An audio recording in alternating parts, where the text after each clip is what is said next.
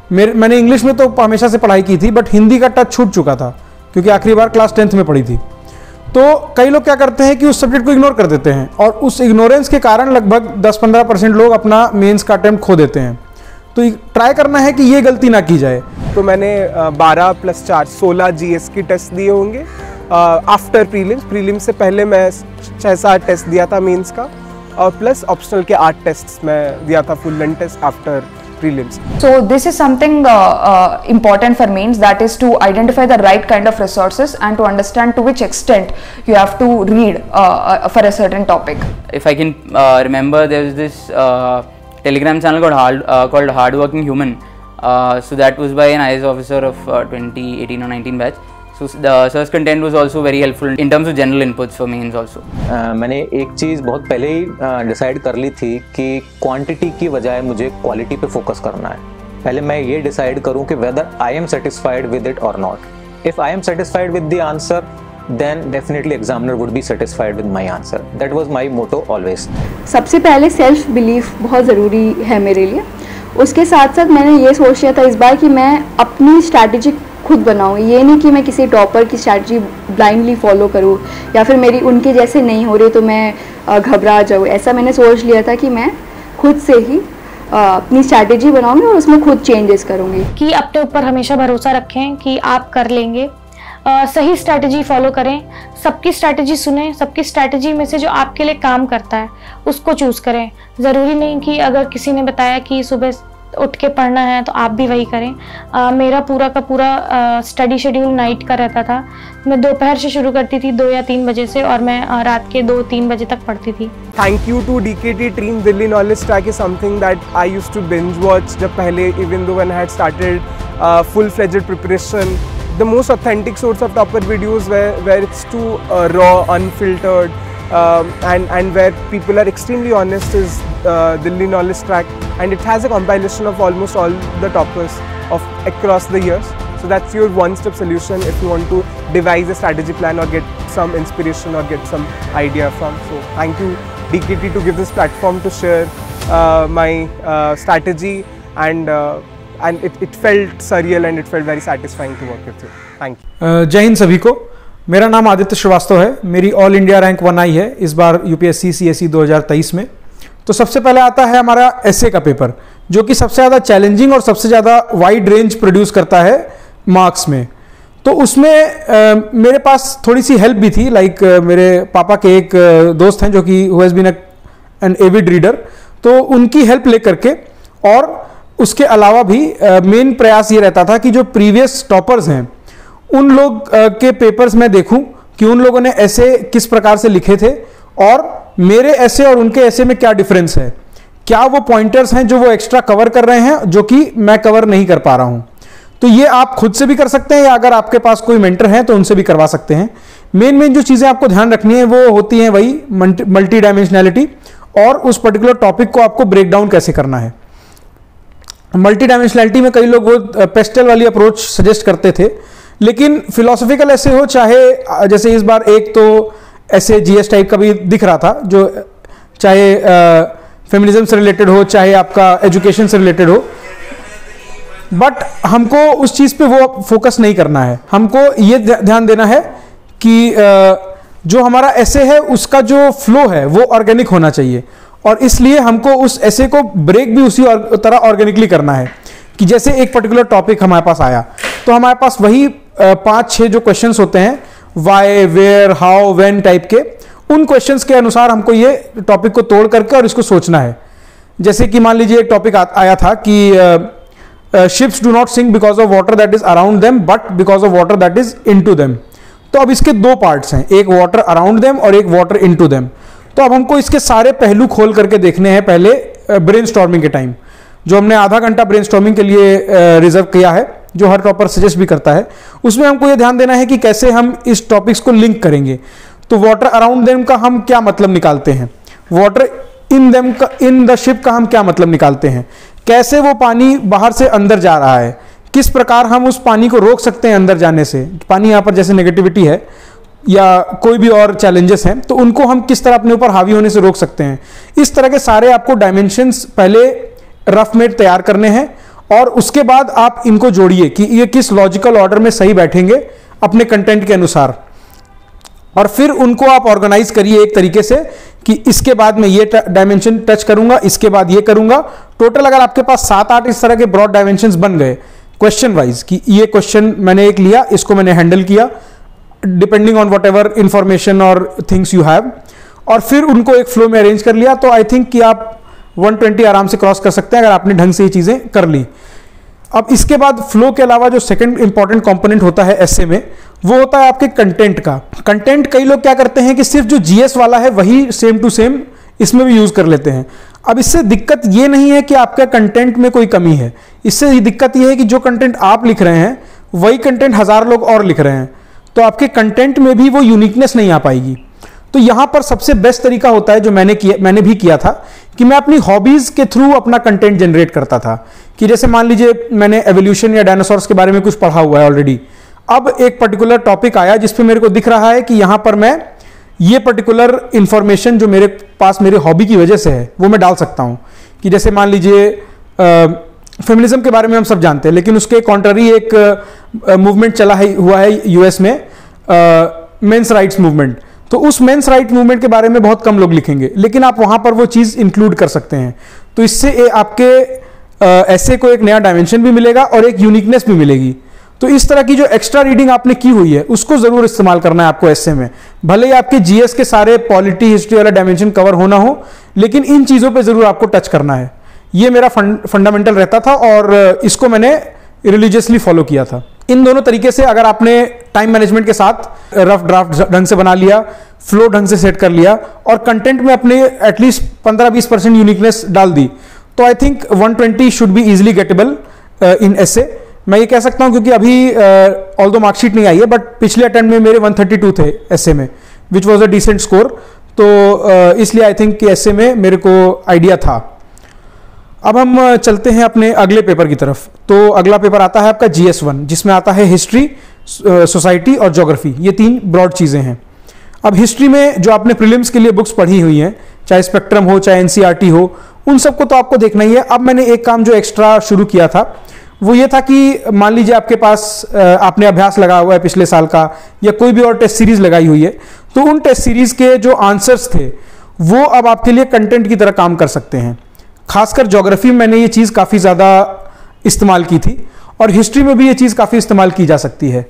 तो अब आपका टारगेट यहाँ पर ये होना चाहिए कि पहले तो आप अपना कंटेंट कंसोलिडेट करें। हिस्ट्री हो चाहे सोसाइटी चाहे ज्योग्राफी, तीनों के लिए आप अपने नोट्स तैयार करें, खासकर उन टॉपिक्स के जो फ्रीक्वेंटली रिपीट होते हैं। जैसे गांधीयन एरा हिस्ट्री में बहुत इंपॉर्टेंट है, तो उससे रिलेटेड किन किन तरह के पार्टिसिपेंट्स थे, किन तरह के आपके फोर्सेस थे, आइडियाज थे, वो सारे के आपके शॉर्ट क्रिस्प नोट तैयार होने चाहिए। इसके बाद सोसाइटी में जितने भी टॉपिक्स हैं उनमें से हर एक सब टॉपिक के आपके पास एटलीस्ट 150 मार्क्स के आंसर लिखने लायक कंटेंट तैयार होना चाहिए। और 250 वर्ड्स वाले जो आंसर्स होते हैं उनका कंटेंट तो 2-3 मल्टीपल टॉपिक्स के अमेलगमेशन से बन जाता है, लेकिन एटलीस्ट 150 वर्ड्स लिखने लायक कंटेंट तो आपके पास हर एक सब टॉपिक पे रेडी होना चाहिए। अब इस पे हम आगे देखते हैं कि इनको अब आगे यूज कैसे करना है। तो अब आपको ये ध्यान देना होगा कि जो भी आपका हिस्ट्री हो चाहे सोसाइटी हो चाहे ज्योग्राफी हो, इनका आपका एक बार कंटेंट तैयार हो जाता है तो उस पर्टिकुलर सब्जेक्ट के आप प्रीवियस ईयर क्वेश्चंस देखना शुरू करें और साथ ही साथ प्रैक्टिस अपनी आंसर राइटिंग की शुरू कर दें। जैसे मान लीजिए आपने हिस्ट्री में आर्ट एंड कल्चर वाला पोर्शन आपने कंप्लीट कर लिया, तो अब आप उसके प्रीवियस ईयर क्वेश्चंस देख लीजिए, फिर आपके जो प्रीवियस टेस्ट सीरीज के आंसर्स हैं वो आप देख लीजिए, उनसे अपने पॉइंटर्स नोट कर लीजिए, इनको आप एक बार बाय हार्ट कर लीजिए और अब आप अपनी आंसर राइटिंग शुरू करिए। पहले दिन से आंसर राइटिंग करनी मैं सजेस्ट नहीं करूंगा, बट एक बार आपका वो पर्टिकुलर टॉपिक कंप्लीट हो जाए उसके बाद डेफिनेटली आंसर राइटिंग शुरू कर देनी चाहिए। यही सेम फंडामेंटल आपको हिस्ट्री हो चाहे सोसाइटी हो चाहे ज्योग्राफी हो, तीनों में अप्लाई करना है। तो ये मेरा अभी तक का GS1 का पहले अटेम्प्ट के अनुसार मेरा एक्सपीरियंस था। अब इसके बाद हम आते हैं कि इंपॉर्टेंट टॉपिक्स के ऊपर। तो आप किस तरह से इंपॉर्टेंट टॉपिक्स आइडेंटिफाई करेंगे, चाहे हिस्ट्री हो चाहे सोसाइटी चाहे ज्योग्राफी। उसका एक तरीका तो आपके पास डेफिनेटली प्रीवियस ईयर क्वेश्चंस है, और उसके अलावा आपके पास एक ये भी इंफॉर्मेशन रहती है कि करंट में क्या टॉपिक्स इंपॉर्टेंट चल रहे हैं। जैसे कि कई बार देखा गया है कि मान लीजिए किसी पर्टिकुलर मूवमेंट के 100 साल 200 साल कंप्लीट हो रहे हो तो वो पर्टिकुलर चीज़ें इंपॉर्टेंट हो जाती हैं, या मान लीजिए किसी पर्टिकुलर रीजन में कॉन्फ्लिक्ट चल रहा हो तो वहाँ के आसपास की ज्योग्राफी इंपॉर्टेंट हो जाती है, या कोई नई चीज़ें आ रही हैं सोसाइटी में, जैसे कि गिग इकोनॉमी, हम लोग इकोनॉमी में पढ़ना प्रेफर करते हैं बट यूपीएससी उसको सोसाइटी में पूछ लेता है। तो करंट अफेयर्स का पेपर 1 में बस इतना इस्तेमाल है कि आपको अवेयरनेस होनी चाहिए कि वो पर्टिकुलर टॉपिक्स क्या चीज़ें हैं, ताकि आप उनको सोसाइटी के साथ लिंक कर सकें और अपने आंसर्स फ्रेम कर सकें। इसके अलावा मैंने ये जो नोटिस किया अपने प्रीवियस अटेम्प्ट और इस अटेम्प्ट में जो मेजर डिफरेंस था वो ये था कि पहले मैंने आइडेंटिफाई किया कि मेरे मार्क्स कम क्यों आए पिछली बार GS1 में, और उन पे मैंने इंप्रूवमेंट करने का सोचा। तो मेरे जो मेजर रीजंस जो मेरे को दिखे थे वो ये थे कि पहला, मेरे क्वेश्चंस में डायग्राम्स बिल्कुल ही गायब थे पेपर 1 में।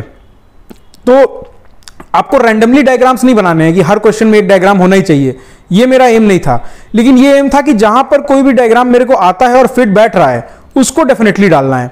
चाहे आर्ट एंड कल्चर में स्तूपा बना दिया, या कोई जो आपको आर्ट फॉर्म आती है उस क्वेश्चन से रिलेवेंट है वो बना दिया, या फिर ज्योग्राफी में कोई मैप बना दिया कि जैसे सुएज कनाल पे आया तो सुएज कनाल के आसपास की ज्योग्राफी दिखा दी। उस तरह की चीजें आप कर सकते हैं पेपर 1 में। और साथ ही साथ एक ऑल्टरनेट डायमेंशन भी आपको डालना जरूरी है। जैसे मान लीजिए पूछा गया कि डेक्कन जो ट्रैप्स हैं उनका रिसोर्स पोटेंशियल क्या है, तो ये तो हर कोई लिख करके आएगा 8-10 पॉइंट की उनका रिसोर्स पोटेंशियल क्या क्या है। एक अगर आप डायमेंशन आधे पेज में मान लीजिए लास्ट में ऐड कर दें, 2-3 पॉइंट ही सही, कि उस रिसोर्स को एक्सट्रैक्ट करने में क्या दिक्कतें आ रही हैं, क्या हिंड्रेंसेस हैं, तो वो 2-3 पॉइंट आपको काफी ज्यादा एज दे जाएंगे बाकी राइटर्स पे जो आपके साथ जो लोग एग्जाम लिख रहे हैं। तो ये एक एक्स्ट्रा पॉइंट मैं ऐड करना चाहूंगा जो कि मैंने GS1 में अपने ऑब्जर्व भी किया था और बाद में इंप्लीमेंट भी किया था। तो अब GS पेपर 1 के बाद हम चलते हैं GS पेपर 2 की तरफ। यहाँ पर हमको देखने को मिलता है मेन जो हमारे सब्जेक्ट्स हैं वो हैं पॉलिटी, गवर्नेंस, सोशल जस्टिस और इंटरनेशनल रिलेशंस। तो अब यहाँ पर ध्यान देने वाली बात मेरे को ये लगी थी कि इस पेपर में रेपिटिशंस काफ़ी ज़्यादा देखने को मिलते हैं। सेम थीम पे क्वेश्चंस रिपीट काफ़ी फ्रीक्वेंटली होते हैं। और अगर आप थीम ऑब्जर्व करेंगे तो जैसे आजकल की जो थीम बन गई है वो एक पर्टिकुलर फंडामेंटल राइट को पकड़ करके और उस पर ही स्पेसिफिक क्वेश्चन पूछने लग गए हैं। तो इस तरह की ब्रॉड थीम्स आपको आइडेंटिफाई करनी है पूरे पेपर में, और फिर उनके अनुसार आपको अपना कंटेंट, अपने नोट्स प्रिपेयर करने हैं। ये मैंने भी किया था। तो हर एक सब्जेक्ट के लिए अलग नोट्स मैंने प्रिपेयर किए थे ऑनलाइन, लाइक टाइप करके मैं नोट्स प्रेफर करता था प्रिपेयर करना, और हैंड रिटन नोट्स मेरे को इतने पसंद नहीं थे। तो मैं ऑनलाइन कंटेंट ढूंढता था, चाहे किसी और टॉपर के नोट्स से मिल जाए या फिर गूगल पे सर्च करके मिल जाए, या फिर इवन आजकल चैट जीपीटी भी बहुत अच्छा टूल बन गया है। तो यहाँ पर नोट्स प्रिपरेशन के लिए फिर आप हर एक सब्जेक्ट पे जाएं, उसके इंपॉर्टेंट टॉपिक्स से रिलेटेड अपने पॉइंट्स लिखें कि क्या उसके पॉइंट्स फॉर हैं, पॉइंट्स अगेंस्ट हैं, किस तरह क्या चैलेंजेस हैं, क्या उनके सॉल्यूशंस हैं। अब यहाँ पर हर एक सब्जेक्ट के कुछ इंपॉर्टेंट बिंदु हैं, जैसे कि पॉलिटी वाले टॉपिक में आपके पास केस जजमेंट्स आपके हैंडी होने चाहिए। आजकल तो लिख भी देता है कि refer to the relevant case laws. साथ ही साथ आपके आर्टिकल्स हैंडी होने चाहिए। बहुत ही बढ़िया हो जाएगा अगर आपके पास उन पर्टिकुलर लॉज से रिलेटेड सेक्शंस भी हैंडी हो, कि जैसे सेक्शन 144 CRPC आपने लिख दिया अगर कहीं पर गवर्नेंस में, तो वो सब भी आपका हैंडी हो सकता है। इसके बाद हम आते हैं गवर्नेंस और सोशल जस्टिस के इंपॉर्टेंट पॉइंटर्स पे। तो वहां पर आप देखेंगे कि इनमें एग्जाम्पल्स और खासकर केस स्टडीज, ये दोनों बहुत ज़्यादा इंपॉर्टेंट हो जाते हैं। तो इन दोनों में मैं क्या करता था कि एग्जाम्पल्स लिखना तो अपनी जगह है, साथ में मैं ट्राई करता था कि एक फ्रेश पेज पे टॉप राइट कॉर्नर में बॉक्स बना करके उसके अंदर में केस स्टडी लिख करके और एक पर्टिकुलर एग्जाम्पल कोट कर देता था। तो ये भी मैंने अलग से अपने नोट्स में प्रिपेयर किया था कि जैसे सिटीजन चार्टर का आएगा तो उसमें मेरे को कौन से पर्टिकुलर एग्जाम्पल को केस स्टडी लिख करके बॉक्स में डालना है। ये जो बॉक्स वाली चीज़ है ये मैंने काफ़ी ज़्यादा की थी इस पर्टिकुलर पेपर में। तो इनमें ये केस स्टडीज इंपॉर्टेंट होगी, और जो आखिरी इंटरनेशनल रिलेशंस वाला सेक्शन है उसमें दो चीज़ें बहुत इंपॉर्टेंट हो जाती हैं। एक आपके मैप्स, तो केस स्टडी अगर हो किसी में तब तो ठीक है, वरना IR में जनरली मैं टॉप राइट कॉर्नर में बॉक्स बना करके और मैप बनाना प्रेफर करता था। और साथ ही साथ इसमें कीवर्ड्स इंपॉर्टेंट हो जाते हैं कि डी-हाइफनेशन पॉलिसी हो गई, या फिर इस तरह के जो इंपॉर्टेंट कीवर्ड्स हैं वो मैं नोट्स बना करके रखे थे कि किस पर्टिकुलर कंट्री के रिलेशन के साथ कौन सा कीवर्ड मेरे को जरूर फिट करना है। तो आपके ब्रॉड नोट्स के साथ ये स्पेसिफिक चीजें भी आपके नोट्स में होनी चाहिए, ताकि वो टॉपिक देखते ही आपको ये स्पेसिफिक चीजें याद आ जाएं तुरंत, और यही स्पेसिफिक चीजें आपको वो एज देंगी जो मेजॉरिटी ऑफ द जनता नहीं कर रही होगी। तो ये हमारे ओवरऑल GS2 का रहा, और यही सबसे ज्यादा स्कोरिंग पेपर भी पाया गया है पिछले कई सालों से। तो इसलिए इन पे मैंने कुछ ज़्यादा ही फोकस किया था कि मेरे नोट्स भी काफ़ी हद तक क्रिस्प हों, और उसके साथ साथ जो ये एक्स्ट्रा चीज़ें मैंने आपको बताई ये भी मैंने बहुत ढंग से रिसर्च करके डिटेल में प्रिपेयर करी थी, ताकि मैं हर एक क्वेश्चन में एटलीस्ट 3-4 चीज़ें ऐसी डाल सकूं जो कि यूनिक हैं, उस पर्टिकुलर टॉपिक के बारे में ही हैं, और मेरे आंसर को बाकी जनता के आंसर से अलग हटके दिखाने में हेल्प करेंगी। तो ये था हमारा GS2 का मेन ओवरव्यू। तो अब हम आ जाते हैं GS3 की तरफ, जो कि हमारा तीसरा पेपर है। अब यहाँ पर जो मेजर सब्जेक्ट्स रहेंगे वो रहेंगे economics, science and tech, agriculture, environment, disaster management और सिक्योरिटी। तो अब हम इसमें मैंने क्या किया था कि 3 जो सब्जेक्ट्स हैं, एग्रीकल्चर और सिक्योरिटी और डिजास्टर मैनेजमेंट, इन तीनों में मैंने काफ़ी रेपिटेशंस देखे थे। ईयर ऑन ईयर इसमें अगर आप पिछले 5-10 साल के पेपर सॉल्व कर लेंगे तो ईयर ऑन ईयर आप देखेंगे कि क्वेश्चंस रिपीट होते हैं। अगर 4 क्वेश्चन आ रहे हैं तो 3 रिपीट होते हैं, 1 नया आ जाता है। तो इनके मैंने स्पेसिफिकली वैसे ही डिटेल्ड नोट्स बनाए थे जैसे मैंने आपको GS2 में बताया कि आपके पास स्पेसिफिक पॉइंटर्स होने चाहिए, बल्क डेटा होना चाहिए, और साथ ही साथ कुछ एग्जाम्पल्स या कुछ पर्टिकुलर केस स्टडीज अगर मिल जाए तो बहुत बढ़िया, कुछ डायग्राम्स मिल जाएं, जैसे फार्मिंग टेक्निक्स के जो डायग्राम्स होते हैं, इंटीग्रेटेड फार्मिंग, ये सब में बनाने में काम आ जाएं। तो उस तरह की चीज़ें आपके पास हैंडी होनी चाहिए। यहाँ पर सबसे इंपॉर्टेंट रहेगा आपके पास डेटा पूरे इस पेपर में। तो इन तीनों सब्जेक्ट्स का मैंने जो नोट्स बनाए थे उनमें मैंने वो डेटा पॉइंटर्स डाल लिए थे जो मैं मोर और लेस यूज करूंगा ही करूंगा। अब इसके बाद फिर हम आते हैं बाकी जो 3 सब्जेक्ट बच गए जो कि मैं कहूँगा कि कंपैरेटिवली हैंगिंग रहते थे। तो इकोनॉमी, इन्वायरमेंट और साइंस एंड टेक, ये 3 सब्जेक्ट्स थे। ये काफ़ी डायनेमिकली चलते थे मेरे लिए भी, और इवन यूपीएससी भी इनको ऐसे ही चलाता है। यहाँ पर आपके जो क्वेश्चंस होते हैं वो करंट ओरिएंटेड काफ़ी ज़्यादा होते हैं। तो यहाँ पर आपको मेंस 365 जैसे बुक्स पे ज़्यादा फोकस करना पड़ेगा कंपेयर टू जो आपका स्टैटिक सिलेबस आप ऑलरेडी प्रिपेयर कर चुके हैं। तो अब GS3 के बाद हम आ जाते हैं GS4 पे, जो कि है एथिक्स का पेपर, और जो कि हाईली स्कोरिंग और हाईली डायनेमिक माना जाता है, जस्ट लाइक दी ऐसे पेपर। तो यहाँ पर कोर्स तो डेफिनेटली बहुत वाइड है, कई सारे टर्म्स हैं, उन पे हर कोई कहता है कि अपने हर एक टर्म पे नोट्स होने चाहिए। तो ये सब मैं डेफिनेटली मानता हूँ कि होने चाहिए। जो हर एक टॉपर बताता है वो तो आपको करना ही है कि सिलेबस के हर एक टर्म पे आपके नोट्स होने चाहिए, उनके फॉर, उनके अगेंस्ट, उनके एग्जाम्पल्स, ये सब आपके डिस्टिंक्टली प्रिपेयर्ड होने चाहिए। ये आपके स्टैटिक पार्ट में आता ही है। इसके अलावा मैं एथिक्स के पेपर को ब्रॉडली 3 हिस्सों में बांटना चाहूँगा। एक आपका स्टैटिक सब्जेक्ट, स्टैटिक पोर्शन है, जिसमें आपके जनरली जो थीम्स हैं, चाहे अकाउंटेबिलिटी की थीम हो गई, चाहे पब्लिक सर्विसेज की थीम हो गई, चाहे डायलेमास की थीम हो गई, इन पे क्वेश्चंस आते हैं। फिर सेकंड पोर्शन है जहां पर आपके 3 कोड बेस्ड क्वेश्चंस आते हैं, और फिर थर्ड सेक्शन है जो कि प्योरली केस स्टडी है। इन तीनों सेक्शन को आपको हैंडल करने का तरीका बहुत ही अलग होना चाहिए। जो आपके कोड बेस्ड सेक्शन क्वेश्चंस हैं वो आपके मोर और लेस लाइक अ स्मॉल एस्से हैं। जैसे आपने 11 पन्ने का एस्से लिखा था, उसी तरह से मैं हैंडल करता था अपने कोड बेस्ड क्वेश्चंस को भी, बस इनको 2 पन्ने में लिखना है। तो वही सेम होगा कि जल्दी जल्दी आपको डिसाइड करना पड़ेगा कि क्या 3-4 क्वेश्चंस आपको हैंडल करने हैं उस कोड पे, जैसे हमने एस्से में किया था। उसके बाद उसका एक काउंटर डायमेंशन भी होगा, वो भी उतना ही इक्वली इंपॉर्टेंट है कि आप आखिरी के 2-3 पॉइंट उस पर भी लिखें कि ये चीज़ क्यों पर्टिकुलरली नहीं हो पाई। और फिर आपका एक स्ट्रॉन्ग कंक्लूजन जो कि आपके क्वेश्चन से लिंक्ड हो, ये उस पर्टिकुलर कोड बेस्ड क्वेश्चन में मैं करता था या करने का प्रयास करता था। तो ये कुछ पॉइंटर्स थे जो मैं मेंस के बारे में और कवर करना चाहता था। हेलो एवरीवन, मैं अनिमेश प्रधान। मैंने इस साल यूपीएससी सिविल सर्विसेज 2023 में ऑल इंडिया रैंक 2री हासिल की है। फिर मेंस की तरफ आते हैं। तो मेंस 3 महीना जो होता है, मैं नहीं बोलूँगा कि उसी 3 महीना में मैंने मेंस की प्रिपरेशन की। मेजॉरिटी पोर्शन मैंने फरवरी से दिसंबर तक पूरा मेंस का दिया, टेस्ट लिखे हैं, कुछ ऑप्शनल एक बार रिवाइज करके एक टेस्ट सीरीज़ दी थी कंप्लीट। फिर मेंस की टेस्ट सीरीज़ और एक मैंने ऑप्शनल के लिए सोशियोलॉजी के लिए लगाई थी, विजन IAS की 8 टेस्ट्स होती हैं उसमें, वो मैंने दिया था उन 3 महीनों में। उसके साथ सिविल्स डेली की मेंस टेस्ट सीरीज जो कि मेरे अल्टीमेट असेसमेंट प्रोग्राम का एक पार्ट था, वो मैंने दी थी। तो मैंने 12 टेस्ट सिविल्स डेली के दिए होंगे 3 फेजेस में, 4 करके 4 GS पेपर्स के लिए। और सोशियोलॉजी की अभी 8 टेस्ट सीरीज़ दी थी, आफ्टर टेस्ट दिए थे आफ्टर प्रीलिम्स। और उसके साथ मैंने अभ्यास फिर से विजन IAS का भी जो होता है सिमुलेटर, वो मैं एक ऐसे कस्टम सेंटर पे जाके भी दिया था। तो मैंने 12 + 4 16 GS की टेस्ट दिए होंगे। आफ्टर प्रीलिम्स से पहले मैं 6-7 टेस्ट दिया था मेंस का, और प्लस ऑप्शनल के 8 टेस्ट मैं दिया था full length test after prelims. तो अगर हम पेपर वाइज जीएस की स्ट्रैटेजी के बारे में बात करें तो GS 1 में पहला हमारा आता है हिस्ट्री।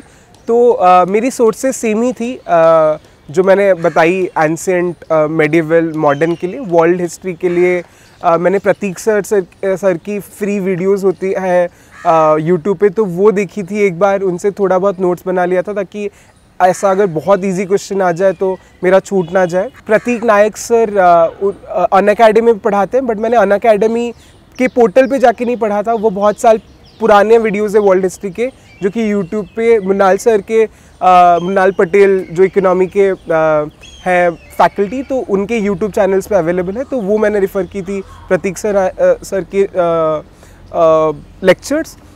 उसके साथ आर्ट एंड कल्चर और हिस्ट्री के लिए स्पेशली मैं क्या करता था कि जो पिछले, सिंस ये बहुत स्टेटिक सब्जेक्ट होता है हिस्ट्री, तो मैं पिछले साल के 2-3 साल के डिफरेंट कोचिंग इंस्टीट्यूट के टेस्ट सीरीज़ जो होते, जैसे मैं 2023 के लिए प्रिपेयर कर रहा था, तो मैंने विजन के 2022-2021 के टेस्ट सीरीज़ जो थे हिस्ट्री के मेंस के, एंशिएंट हो, मेडिवल हो, आर्ट एंड कल्चर हो, आर्ट एंड कल्चर और मॉडर्न ही होता है, तो उन सबको किया था। उन आंसर्स को पढ़ रहा था, फिर उससे आंसर्स बनाता था। तो मेरे क्योंकि हिस्ट्री थोड़ा ज़्यादा रुचि नहीं थी मेरी, तो मैं ऐसे क्वेश्चन आंसर फॉर्मेट में उसे पढ़ता था। तो उससे ऐसा होता था कि मैं जब मैं आंसर लिखूँ तो मेरे दिमाग में ऑलरेडी फ्रेम है कि मैं कैसे लिखूँ आर्ट एंड कल्चर या एंशिएंट का। फिर ज्योग्राफी की आए तो ज्योग्राफी में भी सोर्सेज वही PMFIS और NCERT की 11-12 थी, परंतु मुझे ज्योग्राफी में मेंस का आंसर लिखने में बहुत ज़्यादा दिक्कत होती थी, क्योंकि ऐसा लगता था कि मैं फिल ही नहीं कर सकता 2 पेज या 3 पेज ज्योग्राफी के आंसर्स में। तो मैंने क्या शुरुआत किया, वही सेम चीज़ जो हिस्ट्री के लिए करता था, डिफरेंट इंस्टीट्यूट्स के 2-3 साल पुराने जो होते थे क्वेश्चंस और उसके आंसर्स, उसी को मैं फिर क्वेश्चन लिखता था और फिर खुद से आंसर पढ़ के फिर से आंसर लिखता था, डायग्राम से इनकॉर्पोरेट करता था। तो मेरी एक बुकलेट बन गई थी 60-70 क्वेश्चंस की ज्योग्राफी के लिए, फिजिकल, इंडियन सब मिला के, जो कि क्वेश्चन आंसर फॉर्मेट में थी। सोसाइटी के लिए मैंने बहुत ज़्यादा कुछ नहीं किया था, क्योंकि सोशियोलॉजी मेरा ऑप्शनल था, परंतु आखिरी 1 महीने में मैंने अच्छे कमेटी रिपोर्ट्स और supreme court judgments, courts, different जो टॉपिक वाइज होते हैं, विमेन हो, पोवर्टी हो, हंगर, SHG ग्रुप्स, उनका वो सब एक कंपाइलेशन बना लिया था सोसाइटी के लिए। तो अभी GS 2 की बात करते हैं तो मेजरली पॉलिटी और गवर्नेंस रहता है। तो जैसे मैंने बताया था कि मैं सिविल्स डेली के समाचार मंथन के प्रोग्राम की वजह से मैं फरवरी के मंथ से ही मेरी नोट्स बनती जा रही थी, तो मैंने ऐसे टॉपिक वाइज नोट्स मोस्टली बना लिए थे दिसंबर तक, ऐसे ऑर्गेनिकली बन चुके थे टॉपिक वाइज सिलेबस के हिसाब से GS 2 के लिए, गवर्नेंस और पॉलिटी के। परंतु जो मुझे लगता था कि नहीं बन पाया है नोट्स, तो मैं क्या किया था कि मैं 2023 में दे रहा था, तो 2022 के मेंस 365 पॉलिटी और गवर्नेंस के जो विजन IAS की होती है, वहाँ के टॉपिक्स देखा और देखा कि वहाँ से कौन से टॉपिक्स है जो कि मेरे नोट्स में मैंने मिस कर दिए हैं, या फिर जो एग्जिस्टिंग है नोट्स उसमें और क्या बेहतर हो सकता है, तो वो मैंने पॉलिटी के नोट्स में ऐड किया था। और गवर्नेंस में भी वही सेम चीज़ थी, समाचार मंथन से नोट्स बन रहे थे और मेंस 365 से मैंने उसे सप्लीमेंट किया था, बट 1 साल पहले का मेंस 365, 2022 के मेंस 365 से। फिर उस 3 महीने के टाइम पे मैंने शून्य IAS करके एक इंस्टीट्यूट है, उनकी एक आती है छोटी सी एक कोर्स, जिसपे कि उसको आप उन बहुत मल्टीपल PDFs देते हैं, compilation of different examples, different case studies, supreme court judgments, constitutional amendments, examples, ऐसे उनकी 7-8 PDFs होती है, तो वो मैंने ख़रीदी थी, जिससे कि ऐसे बहुत ज़्यादा कस्टम मेड मेरे पास बहुत बन गई थी ये गुड पॉइंट्स, ऑर्नामेंट पॉइंट्स, जो पॉलिटी और गवर्नेंस में मैंने बहुत लिबरल यूज़ की है। कोर्ट जजमेंट, हर आंसर में मैंने कोर्ट जजमेंट्स और कमिटी रिकमेंडेशंस मैंने यूज़ की होंगी पॉलिटी और गवर्नेंस के लिए। और GS 3 आए तो बहुत ज़्यादा वास्ट है। इकोनॉमी के लिए सोर्स, इसमें मैंने मोस्टली वही समाचार मंथन से मेरे नोट्स बने थे, और मेंस 365 2022 वाले से मैंने सप्लीमेंट किया था। Same with science and technology भी।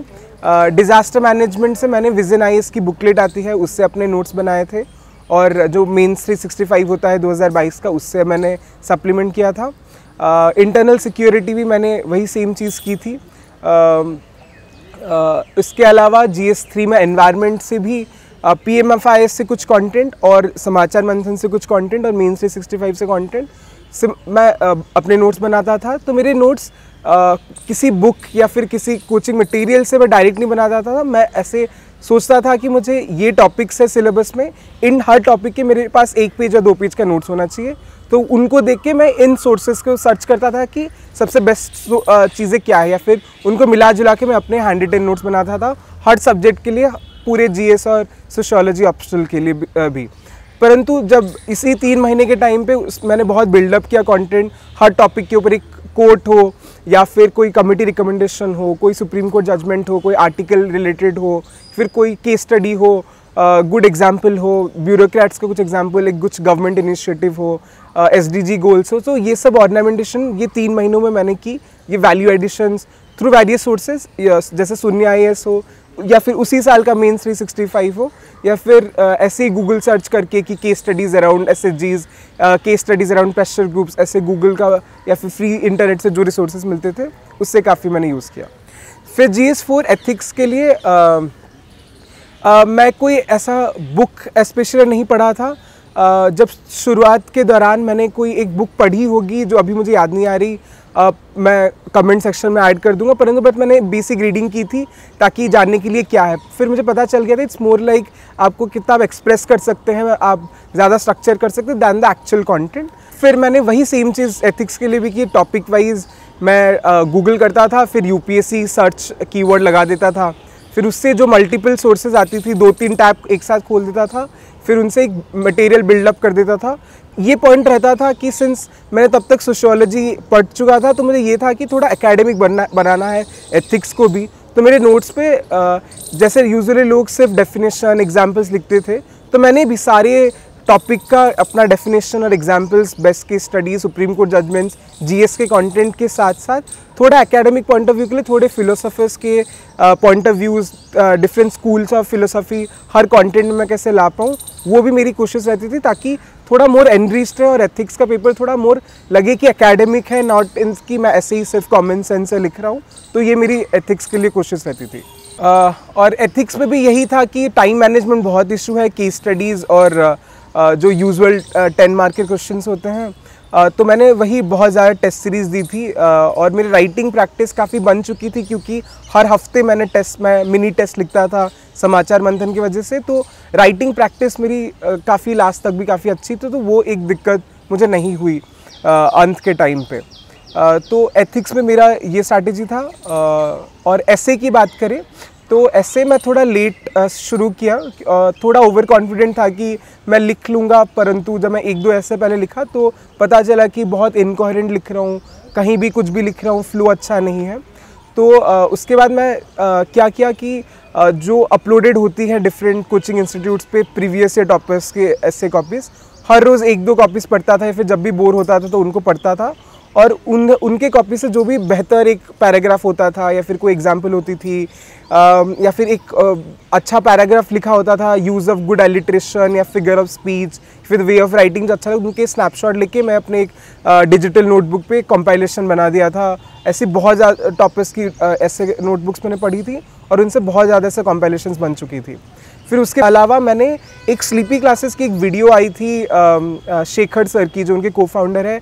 उनका एक वीडियो था कि फिलोसोफर्स के कोट्स जो कि आप ऐसे में यूज़ कर सकते हैं, उन्होंने अराउंड 15-20 कोट्स दिए होंगे, एंड वो कोट्स इतने वर्सेटाइल थे कि आप वो पॉवर्टी के केस में भी डाल सकते हैं, डेमोक्रेसी के टॉपिक में भी डाल सकते हैं, या फिर कोई एक फिलोसॉफिकल टॉपिक पे भी डाल सकते हैं। तो ऐसे मेरे पास 20-25 ऐसे थे कॉन्सेप्ट्स, कोट्स जो थोड़े बहुत एकेडमिक लगे, सोफिस्टिकेटेड लगे, but those are very flexible and diverse, जो कि मैं डिफरेंट ऐसे के डिफरेंट पॉइंट्स में डाल सकता था, या फिर कोई अगर पॉइंट डाल रहा हूँ तो उसके स्टार्टिंग में वो कॉन्सेप्ट को इंट्रोड्यूस करके इंटरलिंक करके डालूँ, तो ऐसा लगे कि थोड़ा ज़्यादा मेहनत लगी है इस ऐसे में।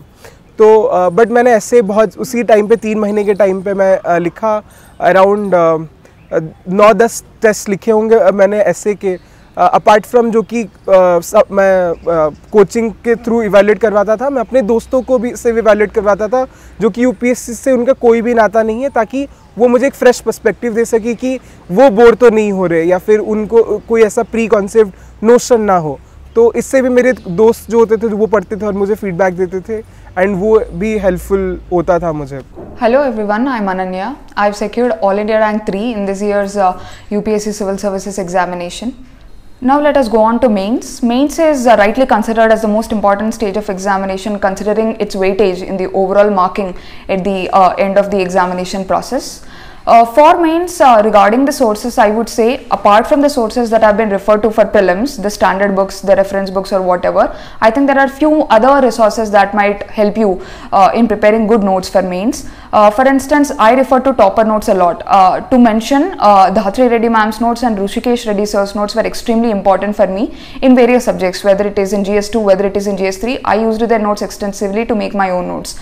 Apart from that, I also relied heavily on Vision IA's value added material. That is something that has helped me in understanding to which extent I should cover a topic. So that is also another resource I would like to highlight. Apart from that, Forum IA's red books were something that I also used. For instance, for agriculture, that was one book that I used extensively. So this is something important for mains, that is to identify the right kind of resources and to understand to which extent you have to read for a certain topic.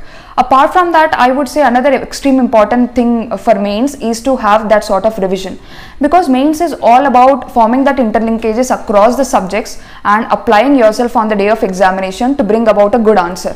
And for that to happen, I believe you have to have a many number of revisions, and only then you will be able to interlink your subjects across the spectrum. That is another thing. And apart from that, having short notes for mains is also extremely important, because you would see that initially when you make your mains notes, it tends to be bulky, rightly so. And then you have to condense your material to a shorter format, so that just before the days of examination, it becomes extremely important for you to revise your notes. So that is something that I would like to emphasize upon, that is having short notes. And apart from that, mains obviously also demands you to have good answer writing skills, and I would make a separate video on answer writing skills, but answer writing is something that one has to keep in mind and practice extensively to develop. So these are few components that are extremely important for mains. My name is PK Siddharth Ramkumar. I hail from Cochin, Ernakulam district in Kerala. In CSE 2023, I was able to secure All India Rank 4. For strategy for mains, again, so mains is where actually I prepared most, where I spend most of my preparation in terms of time and in terms of the effort. For mains, basically my this thing was in the 2020 CSE attempt, I had looked into content from toppers. So the previous year toppers, then the basic content, like whichever books I had read for prelims, I had made some short notes, and then I had prepared some good introductions, conclusions, some basic content, and then I had looked into some questions from test series which I had referred, like some institutes in Kerala, 2 institutes from Kerala, and 1 from Bangalore and 1 from Delhi. And then also, so I also relied heavily on content from previous toppers, because I felt they were again updated, and 2, there is this thing that it worked for them, so even I got the confidence that it would work. I think if I can remember, there was this Telegram channel called Hardworking Human, so that was by an IAS officer of 2018 or 19 batch. So the sir's content was also very helpful in terms of prelims and in terms of general inputs for mains also. And so if I have to split it GS wise, so for essay, essay was not my strong point, if I have to be very honest about it. Even till now I have not got above 130, 135 for essay. But then essay, I did enjoy preparing for essay, because there is a lot of content, innovative content that you can collect. There is a lot of ways in which you can innovate in terms of the introduction, in terms of the body, in terms of how you end. For example, I had made use of content like content from movies, dialogues or movie plot, movies like Shawshank Redemption or Citizen Kane or things like that. And then even famous movie songs, or even thought experiments like things like the Marshmallow Experiment or the Iowa Classroom Experiment or the Stanford Prison Experiment and stuff like that. And essay again, so I had also looked into some self-help books like The Atomic Habits, and like I didn't read the entire book as such, but then there were some books which I had read for which I had content, and then I looked into the summary or the basic content or ideas, themes on some books.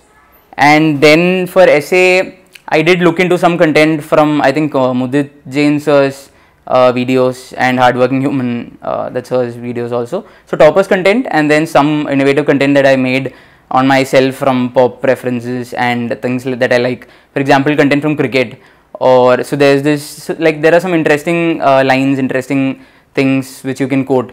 For example, in terms of, so I'm a huge fan of Sachin and Dhoni.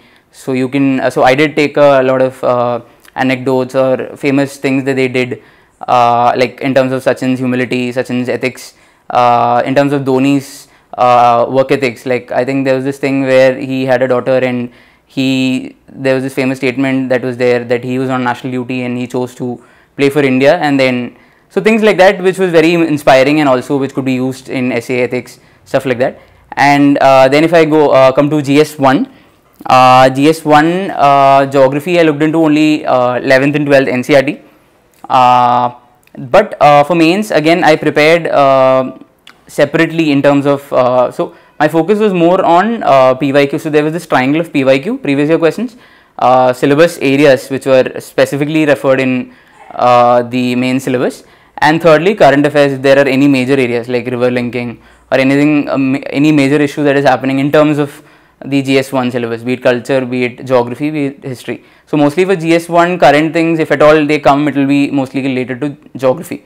And in geography also there were some themes which were repeating. For example, water, climate change, environment, some disaster. So there were some themes which were repeating. So I noted down those themes and then prepared a one-page proper crisp notes, be it committees like Water Mihirsha Committee, or even the recent Ravi Chopra Committee on disaster, like on disaster and environment, be it Gadgil Committee, Mihirsha Committee. So committees on environment, committees on water, committees and statistics, examples.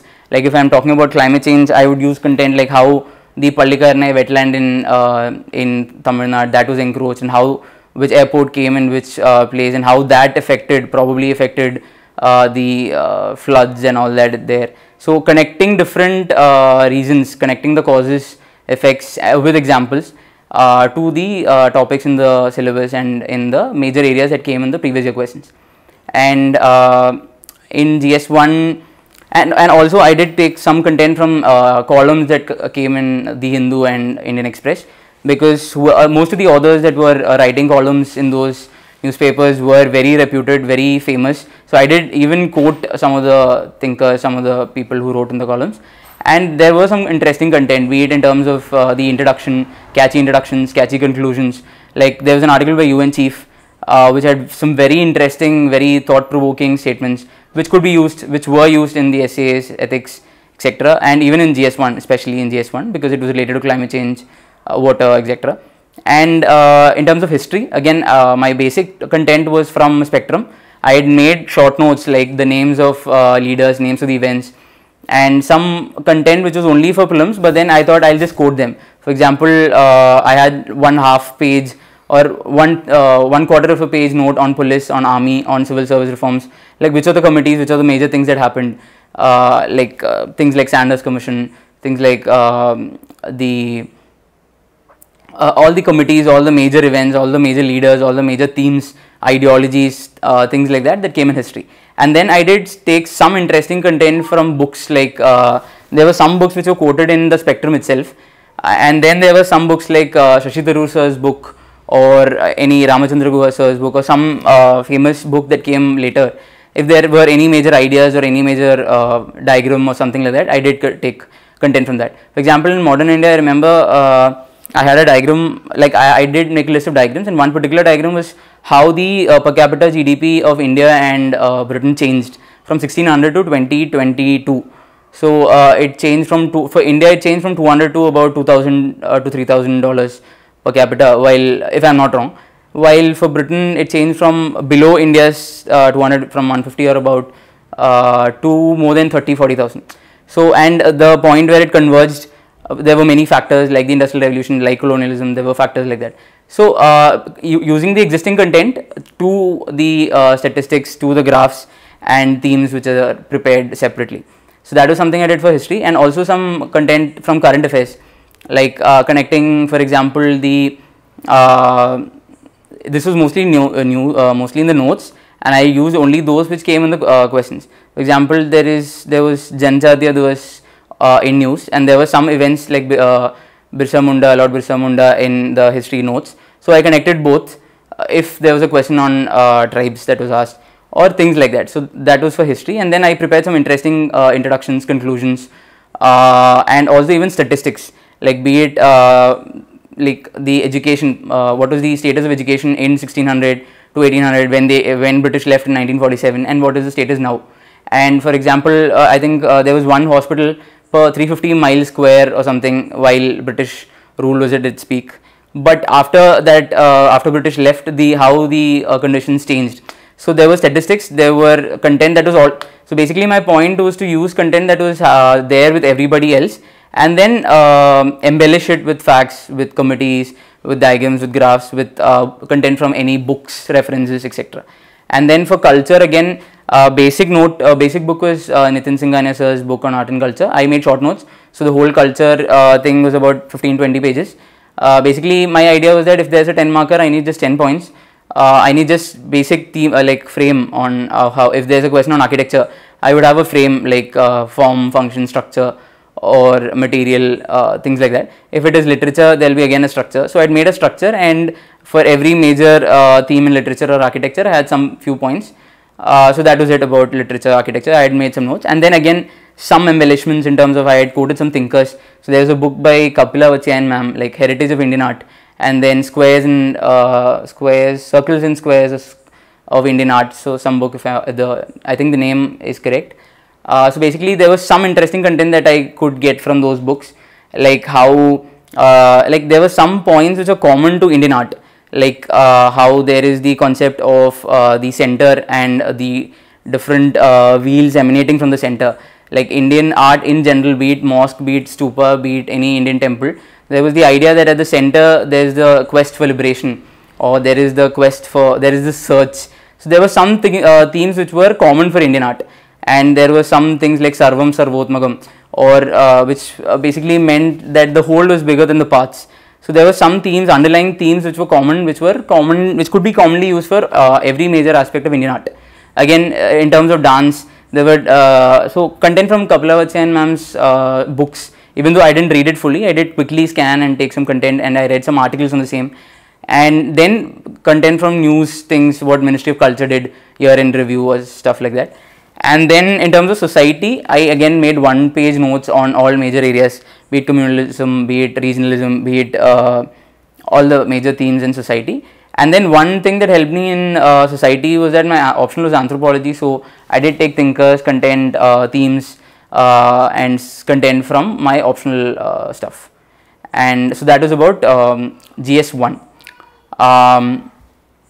Now talking about GS2, so in my mains preparation, my strengths I believe were GS2 and GS4 were my biggest strengths, and then optional anthro. Although in hindsight my anthro mark this year has been better than any of the other papers, but GS2, GS4, then anthro, then GS1, then essay, and finally GS3, because GS3 marks are generally less and mine also has not gone above 90. So GS2 was generally my strong point. So GS2 mainly has polity, constitution, governance, international relations, and vulnerable sections. What are the schemes, what is the status, and what can be changed. So these were things which were very close to my heart, and which was generally where I was able to score a little more marks. And so coming to polity, again Lakshmikant was my primary base for prelims. For mains, again I had made content like what Granville Austin said, or what Ivor Jennings said about something, and a list of cases. Like there was a list of cases which were common for, which has been like prepared by toppers from very long. I think starting from Anudeep sir, like toppers have prepared a lot of content, and so I took those and then I added my own cases, which I collected from different newspapers and websites. So I added on to those. And other than court cases, I also tried to add some cases from the US and UK judiciary and even EU judiciary. So there were hardly like for US about 5 to 10 cases, UK 3 to 4 cases, and EU probably 2 to 3. The reason why I prepared on those was because there were questions in PYQ about about UK judiciary, about US judiciary and general European stuff. So there were cases like Roe versus Wade, Marbury versus Madison, Gutter versus Wallinger, and some other cases in US which I remember, and in UK Gina Miller cases, and in EU also there were some cases which I prepared. So these were some cases which I prepared outside of Indian judiciary. Sometimes these cases were also quoted in the newspapers, so again collected from those and otherwise. And then I taken some famous points from judgments, like from Live Law or from The Hindu or from content like that. And then also I had taken content like stuff like famous like principles, like principle of proportionality. So the Puttaswamy judgment, although the case and the main thing are like generally quoted by everyone, like there will be some things which are common, like very specific things from a case, like so there was this NPL triangle, necessity, proportionality, legality triangle in the Puttaswamy judgment. So this thing could be used in multiple cases, depending on the context you can use it in multiple cases. And there were other such things that I took from cases for GS2. And then in GS2 polity, I think I also took specific statements of experts like Upendra Bakshi sir or some judges or some experts, some other experts, and most of these came in the columns in Indian Express and The Hindu. And then in GS2 again, GS2 and other things, so I also try to add some specifics. So there was the so I did add content from experts, and then statistics. Statistics could be from Parliamentary Standing Committee review PDF. In that, finally there will be some recommendations. So I'll quickly scan through the recommendations, take few specifics, and then try to add it. And then status I can get from some again some government PDF. So I mostly prepared from Cochin, my home itself. Although for optional I went to Delhi. Because my optional was anthropology and I was not able to find confident like institutes in Kerala, I was not able to get in touch with any institute for anthropology, so I went to Delhi. But I feel going to Delhi is not very important. There are some good institutes in Kerala itself, and but then going to Delhi also is not like Delhi. You have an atmosphere where there are so many people, there is easier access to stuff. But then since everything is available online today, I think going to Delhi is not very important. So I personally am a person who studied alone mostly. I didn't want to get bogged down by the like so many people in ORN. Although I did spend 3 months for anthro, I came back quickly after that. So even here I didn't go to Trivandrum for classroom as such. I did take content, I did take test series and stuff online. So I did it online mostly, but then I think it depends on what you want. There are people who want actual mentorship, actual like classroom thing. For that I think probably you should go to places like Trivandrum or Hyderabad, Bangalore or Delhi. हाय, मेरा नाम आशीष कुमार है। इस बार के UPSC CSE 2023 में मैंने all India rank 8वीं हासिल की है। ये मेरा 5वां प्रयास था। जो कॉमन सब्जेक्ट्स होते थे प्रीलिम्स में और मेंस में, तो उसके सोर्सेज तो सेम ही रहते थे। फिर अगर कोई चीज नहीं मिलती थी बेसिक बुक्स में, तो उसके लिए मेरा प्राइमरी सोर्स हमेशा से ही विजन आईएएस का वैल्यू एडेड मटेरियल रहा, जो कि मार्केट में मिल जाता है। और क्योंकि मैंने 2019 में विजन आईएएस की मेंस की टेस्ट सीरीज भी ज्वाइन की थी जीएस की, तो उसके साथ भी विजन आईएएस का वैल्यू एडेड मटेरियल मिल गया था। तो जो भी सब्जेक्ट मुझे नहीं मिलता था, जो भी टॉपिक नहीं मिलता था, तो वहां से मैं देख लेता था। तो हम बात करते हैं तो GS1 में जैसे हिस्ट्री है, तो एंशिएंट मेडिवल कल्चर जो है वो तो मेनली एनसीईआरटी से कवर हो गया था। लेकिन कुछ टाइम बाद, 1-2 अटेम्प्ट के बाद मुझे रियलाइज हुआ कि एनसीईआरटी जो हैं वो पुरानी वाली मेरे दिमाग में सही से जा नहीं रही हैं। तो एक बार मैंने कभी तमिलनाडु बोर्ड की एनसीईआरटी पढ़ ली, कभी कुछ पढ़ लिया, लेकिन मुझे स्ट्रक्चर नहीं लगा। तो फिर कहीं मैंने देखा कि एक बुक है मार्केट में पूनम दलाल दहिया मैम की, वो मैंने मंगाई और उसको मैंने पढ़ा। तो मेरा एंशिएंट और मेडिवल पूरी तरह से स्ट्रक्चर्ड हो गया, प्रीलिम्स के लिए भी और मेंस के लिए भी। वो एक बहुत बड़ा सोर्स रहा। और आर्ट एंड कल्चर के लिए मेनली जो 11th की फाइन आर्ट्स वाली एनसीईआरटी है वो मैंने रेफर करी, और नितिन सिंघानिया जो बुक है कल्चर की वो मैंने पढ़ी थी, और थोड़ा बहुत मैं उसको रेफर कर लेता था बीच बीच में, सिर्फ पॉइंटर्स के लिए। अब अपन चलते हैं मॉडर्न हिस्ट्री की तरफ। तो मॉडर्न हिस्ट्री के लिए हमेशा से स्पेक्ट्रम रहा। पहले बिपिन चंद्र एक बार पढ़ ली थी तो बैक ऑफ द माइंड वो हमेशा रहता था, लेकिन स्पेक्ट्रम को ही मैंने अपना मेन सोर्स माना, प्रीलिम्स के लिए भी और मेंस के लिए भी। और जैसे इस बार के 2023 के पेपर में देखें तो मॉडर्न हिस्ट्री में क्वेश्चंस जो थे वो नॉलेज बेस्ड ना होकर थोड़े से अंडरस्टैंडिंग बेस्ड थे। कुछ जैसे कंपैरिजन था थिंकर्स का, तो वो एथिक्स से ओवरलैप हो गया था कहीं ना कहीं, तो उससे भी मदद मिल जाती है।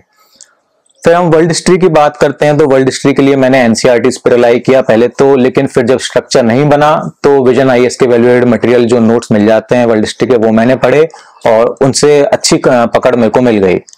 सोसाइटी के लिए अगेन वही सोसाइटी और पेपर 2 का सोशल जस्टिस वही वैल्यूएटेड मटेरियल से ही पढ़ता रहा, उसी से हेल्प मिली। ज्योग्राफी के लिए मैंने देखा कि एनसीईआरटीज हैं और जो जीसी लियोंग है वो मोर देन एनफ है।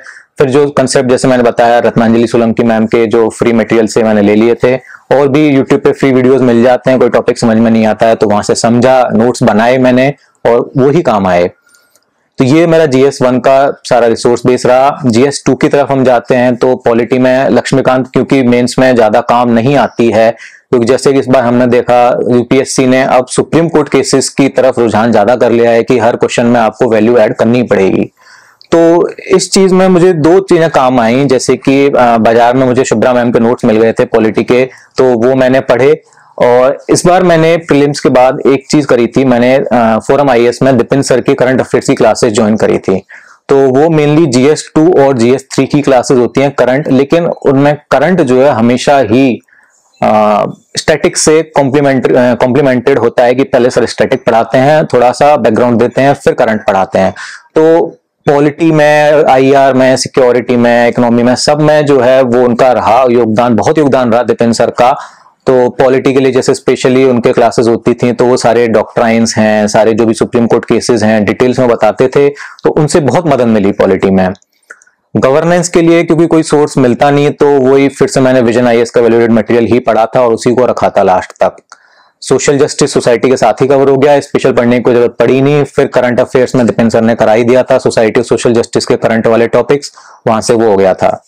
आईआर के लिए मैंने वैसे तो विजन की मंथली मैगजीन्स में हमेशा से पढ़ता रहा तो आईआर वहां से हो जाता था, लेकिन इस बार मेन से पहले जो करंट की क्लासेस ज्वाइन की थी उसमें मैं बोलूंगा कि दिपिन सर की स्पेशलिटी आईआर में बहुत ज्यादा है और वो हमेशा आईआर से ही शुरू करते हैं, तो उससे ही पकड़ बन गई थी आईआर पे, तो कुछ और पढ़ने की जरूरत पड़ी नहीं। और वैसे भी देखा जाए तो इस बार प्रीलिम्स से मेंस के बीच में मैंने करंट के लिए सिर्फ उन्हीं की क्लासेस को फॉलो किया था। जैसे 3 घंटे के ऑल्टरनेट डे क्लासेस लेते हैं प्लस कुछ रिकॉर्डेड क्लासेस होती हैं, तो उनको मैंने रिलीजियसली फॉलो किया था। मैं एक बार फिर से बात करूंगा इसके बारे में कुछ और बताने के लिए। GS3 में जैसे इकोनॉमी के लिए मैंने बताया कि मैक्रो इकोनॉमिक वाली एनसीईआरटी थी। फिर मुझे जब कुछ टॉपिक्स नहीं मिलते थे जैसे कि एग्रीकल्चर हो गया, फूड प्रोसेसिंग हो गया, वो सब चीजें फिर मैंने विजन के वैल्यूएटेड मटेरियल से ही पढ़ी। एनवायरनमेंट के लिए शंकर ही हमेशा से सोर्स रहा, प्रीलिम्स के लिए भी, मेंस के लिए भी, और मेनली एनवायरनमेंट में करंट अफेयर्स आता है तो वो कवर करंट में हो जाता है। साइंस एंड टेक की बात करते हैं तो अगेन फिर से करंट अफेयर बेस्ड ही रहता है, स्पेशली मेंस में तो वो वहां से कवर हो ही जाता है। डिजास्टर मैनेजमेंट के लिए मैंने फिर से विजन आईएएस का ही जो मटेरियल था वैल्यूएटेड मटेरियल उसको ही बेस माना और वहीं से सारे प्रिपेयर करके मैं गया। फिर हम आते हैं जो GS3 का लास्ट टॉपिक है सिक्योरिटी, काफी इंपॉर्टेंट टॉपिक है, 4 क्वेश्चन आते हैं, तो इसके लिए भी कोई सोर्स नहीं मिल रहा था तो फिर से मैंने विजन आईएएस का वैल्यूएटेड मटेरियल की तरफ रुझान किया, उसी को मैंने बेस मटेरियल मानते हुए तैयारी करी और उसी से, और बाकी जो करंट अफेयर से सप्लीमेंट हो जाता है तो चीजें पर्सपेक्टिव बन जाता है स्टैटिक और करंट का, वो बहुत काम आता है। अब बचता है एथिक्स पेपर GS4, जिसको मैं अपना एक बहुत ही मुख्य पेपर मानता हूं इसमें मेंस परीक्षा में कि एथिक्स की तैयारी बच्चों की बहुत अच्छी होनी चाहिए। तो उसके लिए मैंने क्या क्या सोर्सेज किस ऑर्डर में रेफर किया मैं बता देता हूं। सबसे पहले जब मैंने तैयारी शुरू करी थी तो मैंने यूट्यूब पे एक justice the right thing to do करके लेक्चर्स हैं, करीब 10 लेक्चर्स हैं, वो मैंने देखे। तो उसमें थ्रू क्वेश्चंस, थ्रू केसेस वो सर ने बताया है कि कैसे एथिक्स काम करता है, कैसे फिलोसफीज काम करती हैं, तो बहुत बेसिक आइडिया वहां से लग गया। फिर उसके बाद मैंने लेक्सिकन की तरफ रुक किया, तो लेक्सिकन पढ़ी मैंने, तो उतनी ज्यादा मेरे को अंडरस्टैंडिंग नहीं मिली। पहले अटेम्प्ट में जब मैंने दिया था तो मैंने सिर्फ लेक्सिकन पढ़ के दे दिया था, लेकिन उतने अच्छे मार्क्स नहीं आए थे। फिर जब दूसरा मेंस मैंने दिया था तो मुझे लगा कि मुझे कुछ और इंप्रूव करने की जरूरत है, तो मैंने बाजार से लुकमान आईएएस के अंसारी सर के नोट्स मैंने लिए और फिर उन्हीं को मैंने अपना प्राइमरी सोर्स रखा। फिर इस बार देखा कि थोड़ा और इंप्रूव करना है तो फोरम आईएएस की रेड बुक मिल गई थी बाजार में, वहां से वो ले ली। तो एथिक्स के लिए मेरे पास मेन सोर्सेज यही होते थे कि रेड बुक और अंसारी सर के नोट्स। फिर मैंने लेक्सिकन पढ़ना छोड़ दिया, सिर्फ यही 2 को फॉलो करके इस बार मैंने एथिक्स पढ़ा और केस स्टडी के लिए मैंने 2021 में लुकमान IAS का केस स्टडी वाला मॉड्यूल ज्वाइन किया था ऑनलाइन क्लासेस जयपुर से ही। तो उसमें सर ने केसेस को हैंडल करना अच्छे से सिखाया और उसी से मेरी केस स्टडी में हेल्प हुई। फिर प्रैक्टिस के लिए मैंने और थोड़ा अंडरस्टैंडिंग के लिए विजन IAS का जो केस स्टडी वाला मटेरियल है वो रेफर किया, तो उससे एथिक्स की होलिस्टिक तैयारी हो गई। तो अगर हम जैसे मार्क्स देखते हैं, इस बार की मार्कशीट जैसे आ गई है, तो GS1 में मुझे 100 मार्क्स मिले हैं, जो कि आई थिंक एवरेज ही है, सबको इसी रेंज में ही मिले हैं। GS2 में मुझे 122 मार्क्स मिले हैं, GS3 में मुझे 101 मार्क्स मिले हैं और GS4 में एथिक्स में मुझे 132 मार्क्स मिले हैं। अब मेंस परीक्षा में कंपलसरी सब्जेक्ट्स में बचता है हमारा ऐसे। तो पहले प्रयास में तो मेंस में मैंने ऐसे के लिए कुछ स्पेशल किया नहीं था, जो कुछ भी दिमाग में आता था मैं 1-2 ऐसे लिख के प्रैक्टिस कर लेता था और जाके एग्जाम में लिख के आ गया। तो उतने अच्छे मार्क्स उस टाइम पे नहीं आए थे। लेकिन जब दूसरा प्रयास मेरा मेंस का था, तो मैंने शब्बीर सर का एक एजुकेमी पे एक ऑनलाइन कोर्स था ऐसे एनरिचमेंट करके, आई थिंक, तो वो मैंने ज्वाइन किया था। तो उन्होंने ऐसे लिखने का एक प्रॉपर स्ट्रक्चर तरीका सिखाया, तो वो तरीका मैंने हमेशा फॉलो किया। इस बार के अटेम्प्ट में भी मैंने वही सेकंड प्रयास वाले मेंस का तरीका ऐसे का फॉलो किया और उसी से मैंने ऐसे लिखे हैं और हमेशा से वो ही रहा है। तो उससे मेरे ऐसे के मार्क्स 115 हुए थे सेकंड अटेम्प्ट में, सेकंड मेंस में, और इस बार भी मुझे 116 मार्क्स मिले हैं। तो ऐसे में बहुत ज्यादा इंप्रूवमेंट इस बार नहीं हो पाया है, कुछ और मुझे लगता है शायद करना चाहिए था, but I think that is enough. फिर हम बात करें कि आंसर राइटिंग मेंस के लिए मैंने कहां से करी, तो पहले प्रयास में तो मैंने विजन IAS का जैसे मेंस आंसर राइटिंग ज्वाइन की थी, तो उसमें मैंने GS 1, 2, 3 के पेपर्स काफी लिख लिए थे। सेकंड मेंस में मैं ज्यादा आंसर राइटिंग नहीं कर पाया था, मेरी कुछ बिजीनेस थी घर में, फैमिली में, तो मैं ज्यादा आंसर राइटिंग नहीं कर पाया था, तो शायद उसी की वजह से मुझे खामियाजा भुगतना पड़ा था। लेकिन अभी इस बार के प्रयास में आंसर राइटिंग में मैंने एक चीज बहुत पहले ही डिसाइड कर ली थी कि क्वांटिटी की बजाय मुझे क्वालिटी पे फोकस करना है। कि अगर मैं एक आंसर भी अगर मैं लिखता हूं, तो उसको मैं सेल्फ इवेल्युएट करूं, पहले मैं ये डिसाइड करूं कि whether I am satisfied with it और not. If I am satisfied with the answer, then definitely examiner would be satisfied with my answer. That was my motto always. So आपको बहुत ज्यादा मेरी आंसर कॉपीज नहीं मिलेंगी, उसका कारण है मैंने फोरम का MGP ज्वाइन किया था, mains guidance programme MGP plus, जिसमें ऐसे भी इंक्लूड होता है। तो प्रीलिम से पहले मैंने एक ऐसे का पेपर लिखा था जिसमें 2 ऐसे थे, तो उसमें मुझे करीब 125 के आसपास मार्क्स मिले थे। तो मुझे लग गया था कि हाँ ऐसे में ठीक है मेरा, मैं कर लूंगा ऐसे में कुछ ना कुछ, तो वहां से मुझे थोड़ा लग गया मैं कर लूंगा। फिर उसके बाद जब प्रीलिम से मेंस के बीच का दौर आया, तो मैंने फिर आंसर राइटिंग शुरू करी थी थोड़ी, कुछ एथिक्स के मैंने 3-4 हाफ लेंथ पेपर लिखे, फुल लेंथ पेपर लिखे, तो एथिक्स का कवर तो वहां से हो गया पूरा उन MGP के टेस्ट से। और ऐसे का भी मैंने एक और पेपर लिखा था, सिर्फ एक पेपर लिखा था मैंने बीच में, प्रीलिम्स और मेंस के बीच में, जो मैंने सबमिट किया। एक पेपर और लिखा था मैंने जो मैं सबमिट नहीं कर पाया था, बट मैंने खुद में पढ़ा तो मुझे लगा कि हाँ ठीक है, इतने से मेरा चल जाएगा काम। हेलो एवरीवन, मेरा नाम नौशीन है और इस साल UPSC सिविल सर्विसेज एग्ज़ाम में मुझे रैंक 9 मिली है।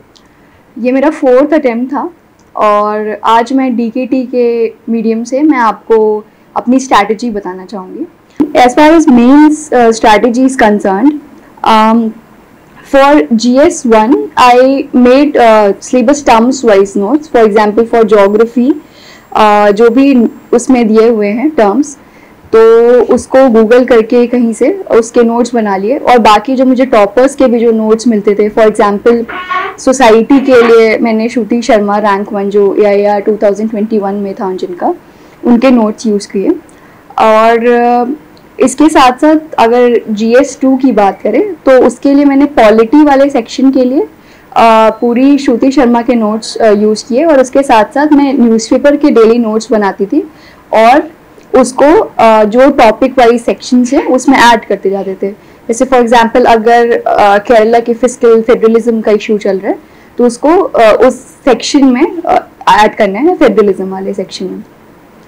उसके साथ साथ IR के लिए मैंने स्पेशली न्यूज़पेपर के नोट्स बनाए, जो भी न्यूज़ चल रहे थे उस टाइम पर, उसके डेली आर्टिकल्स से मैं कुछ पॉइंट्स लेती थी, और वो मुझे एक्चुअल एग्ज़ाम में बहुत काम किया, क्योंकि मेरा वो आंसर जो था वो और लोगों से थोड़ा अलग हो गया था, क्योंकि मैंने न्यूज़पेपर से नोट्स बनाए थे। GS3 का similar strategy, topic wise notes, और बाकी टॉपर्स के जो नोट्स जो मुझे अच्छे लगते थे मैं उनको अपने नोट्स में ऐड करती जाती थी। और इसके साथ साथ न्यूज़पेपर का जो डेली चलता था, जो इन्वायरमेंट का सेक्शन हो गया या फिर जो सिक्योरिटी का सेक्शन हो गया, तो डेली जो जो न्यूज़ आती थी उससे जो जो पॉइंटर से मैच करते थे मैं उनमें ऐड करती जाती थी। GS4 की जहाँ तक एथिक्स की बात है, तो मैंने बहुत सारे एग्जाम्पल्स कलेक्ट किए। तो मैंने कुछ 75-80 एग्जाम्पल्स इस बार टॉपर्स की कॉपी से और न्यूज़पेपर के नोट से मैंने बहुत सारे कलेक्ट करके रख लिए थे और मैं उनको ही बार बार याद करती थी। और मैंने ऐसी कोशिश की कि मैं जो एथिक्स का सिलेबस है वो इंटरनलाइज करूँ और वहाँ जो क्वेश्चंस पूछे जा रहे हैं उनको मैं, जो मुझे दिल से लगता है कि जो सही होना चाहिए वो मैं लिखूँ और इसके साथ साथ एग्जाम्पल्स ऐड करते जाऊँ। तो जो भी क्वेश्चन आता था उसके हिसाब से मैं एक पॉइंटर देती थी और उसके साथ साथ एक एग्जाम्पल। इसके साथ साथ मुझे लगता है कि इस बार जो मैंने अपनी स्ट्रैटेजी में चेंज लाया है वो ये था कि मैंने ज़्यादा टेस्ट सीरीज ना सॉल्व करके, जो कोचिंग की टेस्ट सीरीज होती है उसको ज़्यादा ना सॉल्व करके मैंने प्रीवियस ईयर क्वेश्चंस किए। तो जैसे 5 साल 6 साल के क्वेश्चन पेपर्स मैंने लिए और उनको मैं 3 घंटे में लिखती थी मेंस के, और उनको फिर जो भी स्टैंडर्ड कोई आंसर होता था उससे मैं मैच करती थी और मैं देखती थी कि क्या क्या पॉइंट्स ऐड कर सकते हैं। तो इससे मेरी बोथ टाइम की प्रैक्टिस कि 3 आवर्स में कैसे कंप्लीट करना है, और दूसरा मेरी कंटेंट कैसा होना चाहिए, क्योंकि बहुत सारे क्वेश्चंस का जो कंटेंट होता है वो रिपीट होता है हर साल, तो उसके लिए मैं वो यूज़ करती थी। उसके साथ साथ GS4 के लिए स्पेशली मैंने टॉपर्स के जितने एग्जाम्पल्स है, जितने उनकी जो अलग तरीके से वो जो जो लिखते थे वो मैंने अपने में इंक्लूड करने की कोशिश की। बाकी तो अभी मार्क्स आउट नहीं हुए तो मैं अभी इतना ज़्यादा नहीं कह सकती कि मुझे किस में मैंने कितना नंबर स्कोर किया। जहाँ तक इंटरव्यू स्टेज की बात है तो उसके लिए मेरा फर्स्ट फेज़ में इंटरव्यू आ गया था, तो मेरे पास ज़्यादा टाइम नहीं था। तो मैंने अपना एक पीयर ग्रुप बनाया, हम 4 लोग थे, हम 1-to-1 सेशंस करते थे। तो जैसे वो हमसे हम 4 लोग थे, तो हम लोग हर आदमी हमसे 15-15 मिनट इंटरव्यू अपने डैब से लेता था, तो उससे बहुत हेल्प मिली। उसके साथ साथ मैं अपने फ्रेंड्स के साथ डिस्कस करती थी। तो ऐसा हुआ कि जो मेरी फ्रेंड थी अदिति, उसने मुझसे कुछ क्वेश्चंस पूछे थे अपने डैब से हिस्ट्री ऑप्शन से, और उसका थोड़ा सा पार्ट मैं कहूँगी मेरे एक्चुअल इंटरव्यू में भी रिपीट हुआ था। तो मुझे लगता है कि मॉक से ज़्यादा मैं कहूँगी अगर आपस में जो फ्रेंड से डिस्कस करके जो हमारा एक आंसर, एक फ्रेम ऑफ माइंड डेवलप होता है, उससे बहुत हेल्प होती है इंटरव्यू में कोई भी क्वेश्चन टैकल करने के लिए। उसके बाद अगर बुक लिस्ट की बात की जाए तो मैंने जैसे बताया GS 1 to 4 यही मैंने फॉलो किया, और जो बेसिक बुक्स होते हैं वो तो कहीं भी मिल जाती है, spectrum, Laxmikanth and others. Mains की प्रिपरेशन की अगर बात करें तो मैंने जो तैयारी शुरू करी थी सबसे पहले मेंस की प्रिपरेशन के साथ ही शुरू करी थी। तो उसका सबसे इम्पॉर्टेंट डॉक्यूमेंट है जो कमीशन की साइट पे सिलेबस दिया होता है, तो उसमें एक एक चीज लिखी हुई है कि क्या पढ़ना है और उसके बाहर हमें कुछ नहीं पढ़ना है। तो उसी सिलेबस को साथ लेके मैंने अपने खुद के नोट्स बनाए थे। बहुत सारे मल्टीपल कोचिंग प्लेटफॉर्म्स पे जो फ्री अवेलेबल होते हैं, जितने भी राइटअप्स होते हैं या आर्टिकल्स निकलते हैं, जो भी उसमें मेरे सिलेबस से मैच करता था मैं उस पर अपना एक राइटअप बनाती थी।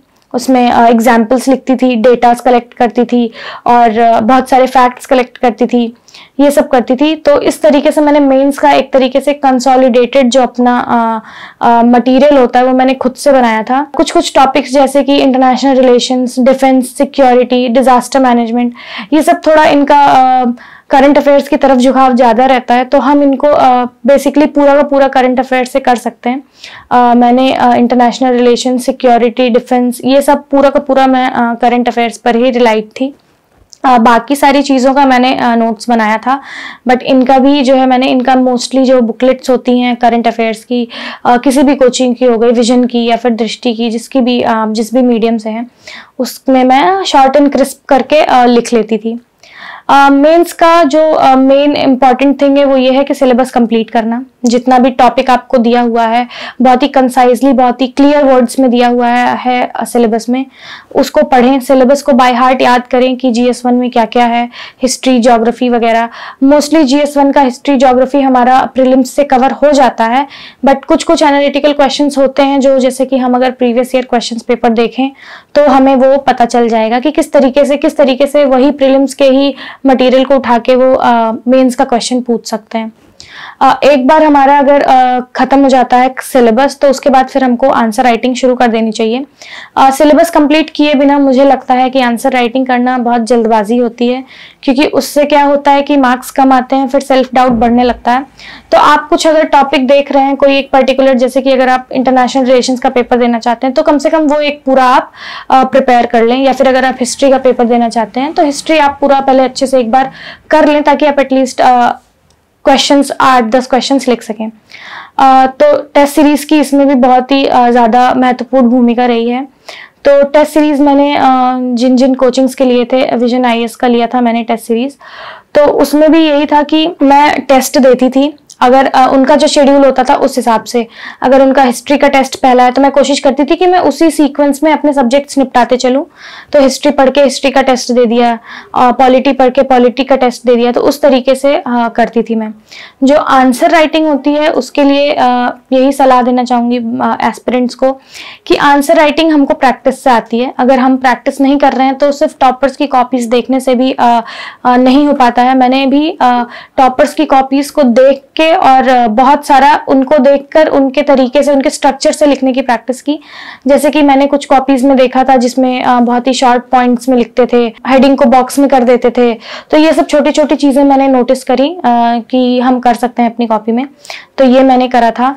आंसर राइटिंग के लिए स्ट्रक्चर बहुत जरूरी है। तो इंट्रोडक्शन, बॉडी, कंक्लूजन का तो सबको पता है, तो वही फॉर्मेट हमको जो है कि फॉलो करना है। तो बस अब ये है कि वही आंसर सब लिखते हैं तो हमको एक्स्ट्रा मार्क्स कैसे मिलने हैं, उस पर थोड़ा सा काम करने की ज़रूरत है। तो मेरी स्ट्रैटेजी ये थी कि मैं हमेशा सोचती थी कि मैं 1 या 2 नंबर एक्स्ट्रा कैसे खींच सकती हूँ। तो उसके लिए हमको कुछ कुछ चीज़ें चाहिए होती हैं, जैसे कि आप अपने क्वेश्चंस में, आंसर्स में डायग्राम्स बना दें। अगर जो है कि ज्योग्राफी का क्वेश्चन है तो ज़रूर ट्राई करें कि एक डायग्राम तो ज़रूर ही हो। कुछ इंडिया के बारे में पूछा है तो एक मैप ऐसे नीटली बॉक्स में बना होना चाहिए। कुछ फैक्ट्स जो बहुत ही इंपॉर्टेंट होते हैं, मतलब अगर सपोज मान लीजिए कि पॉपुलेशन का कोई क्वेश्चन आ गया, तो अब अगर रिसेंट में इंडिया की पॉपुलेशन चाइना को सरपास करी है तो आप कोशिश करें कि किसी न किसी वे में आप वो एक फैक्ट मेंशन कर दें। कोई बहुत बड़े ऑर्गेनाइजेशन की कोई रिपोर्ट आई है, खासकर इकोनॉमिक्स वगैरह में बहुत बड़े बड़े ऑर्गेनाइजेशंस की रिपोर्ट अक्सर आती रहती है। तो कुछ कुछ ऐसे जो पॉइंट्स हैं, जैसे कि इंडिया के 5 ट्रिलियन इकोनॉमी का पॉइंट हो गया, या आगे आने वाले साल में हम कितने का एम कर रहे हैं, या हमसे हमारी अर्थव्यवस्था का परसेंटेज कितना है ग्रोथ का, ये सब चीजें जो है छोटे छोटे पॉइंट्स, इनको मैं एक जगह नोट करती थी। और इनको मैं ये कोशिश करती थी हर सब्जेक्ट वाइज नोट करती थी। ये डेटा, फैक्ट्स एंड एग्जांपल्स, ये 3 चीजें नोट करती थी और कोशिश करती थी कि हर एक क्वेश्चन में कोई ना कोई डेटा डालूं, कोई ना कोई फैक्ट डालूं, और कोई ना कोई किसी ऑर्गेनाइजेशन की रिपोर्ट का नाम मेंशन करूं, और एग्जांपल्स डालूं। एग्जाम्पल्स आप करंट अफेयर की मैगजीन्स और न्यूज़पेपर से प्रिपेयर कर सकते हैं। उसमें बहुत ही सही तरीके से एग्जाम्पल्स दिए रहते हैं। किसी मंथली मैगजीन्स में भी बहुत सारे, कोई टॉपिक है तो उसके 4-5 एग्जाम्पल्स आपको बहुत आसानी से मिल जाएंगे। तो आप जैसे कि अगर पंचायती राज सिस्टम है, तो अगर किसी ग्राम सभा ने कोई बहुत अच्छा काम करा है तो जाहिर सी बात है कि आपको वो कहीं ना कहीं किसी बुकलेट में ज़रूर मेंशन हुआ रहेगा कि इस ग्राम सभा ने इस क्षेत्र में ये काम किया। तो आप वो ज़रूर कोशिश करें कि आप उसको नोट कर लें, और अगर पॉलिटी में ऐसा कोई सवाल आए तो उसको मेंशन करें। तो ये जो छोटी छोटी चीज़ें हैं, ये आपके 1-2 नंबर हर क्वेश्चन में, आधे नंबर बढ़ाने में बहुत कारगर साबित होती हैं। मेरे पिछले साल के और इस साल के प्रिपरेशन में यही एक बहुत बड़ा अंतर रहा कि मैंने बहुत ही एज यूजुअल वे में आंसर ना लिख के मैंने हमेशा ट्राई किया कि diagram, data, facts and examples, ये 4 चीजें मैं ज्यादा से ज्यादा कोशिश कर सकूं कि अपने पॉइंट्स में डाल सकूं। कंक्लूजन का सबको पता है कि एक फ्यूचरिस्टिक कंक्लूजन होना चाहिए। तो आप जब कुछ प्रिपेयर करते हैं तो उसके इश्यूज पढ़ते हैं, प्रॉब्लम्स पढ़ते हैं, सोल्यूशंस पढ़ते हैं और वे फॉरवर्ड यानी सोल्यूशंस। तो हमेशा ट्राई करें कि 1 या 2 सोल्यूशंस आप बचा के रखें जो आप कंक्लूजन में लिखें, तो आपको एक कंक्लूजन अच्छा सा तैयार हो जाएगा 3-4 लाइन का। और कंक्लूजन और इंट्रोडक्शन पे उतना ही ध्यान दें जितना कि आप बॉडी पे दे रहे हैं। मेंस का यही है कि प्रैक्टिस बहुत ज़रूरी है। 3 घंटे में पेपर लिखना अपने आप में एक बहुत चुनौतीपूर्ण काम है। प्लस जो असली परीक्षा होती है उस दिन तो 2-2 पेपर लिखने होते हैं, तो इसलिए उसकी प्रैक्टिस बहुत ज़रूरी है कि आप 3 घंटे में पेपर को पूरा कर पाएँ, हर एक क्वेश्चन को अटेम्प्ट कर पाएँ। क्वेश्चन पढ़ने का तरीका भी होना चाहिए कि कुछ कीवर्ड्स अगर वो बोल रहे हैं कि why, when, how, where, what is, what can be done, what needs to be done, तो इस तरीके से कीवर्ड्स पे फोकस करें और ट्राई करें कि जो आंसर आप लिख रहे हैं उसमें ज़रूर से ज़रूर इनकॉर्पोरेट करें।